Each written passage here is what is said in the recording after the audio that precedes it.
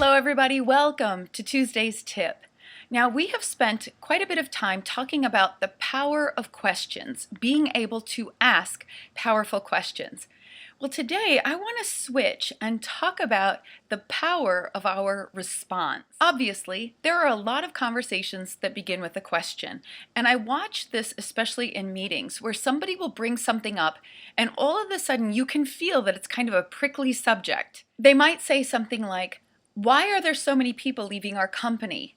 Or they might ask questions like, "Why are we partnering with this other group? Why aren't we just on our own?" They might ask something like, what's the deal with our future?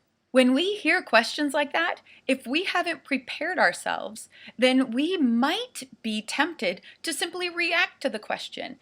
It sounds like it's coming at us with some kind of negative bend. It's a bad thing. It's almost accusatory. And so when we answer, we might come from a defensive place or from a place of weakness. Now, there is another choice.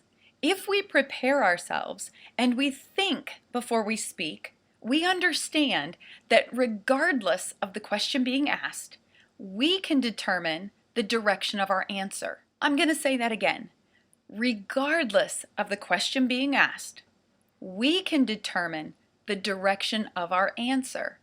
That means that if we have a vision, if we clearly know where we're taking the team, then we can take that question, we can perform our verbal aikido, we can take it and then twist it so that we can then speak into the future that we want to see. We can speak into the situation in a desirable way. We can speak into it in a way that will help us be effective and will help the future that we imagine. This is a skill, and it's a skill that not everybody has.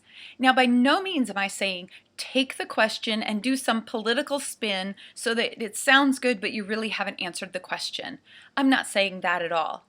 I'm saying take the question, hear what's really behind it, and then take that energy and speak it positively into the future, that future forward idea versus combative in the moment idea.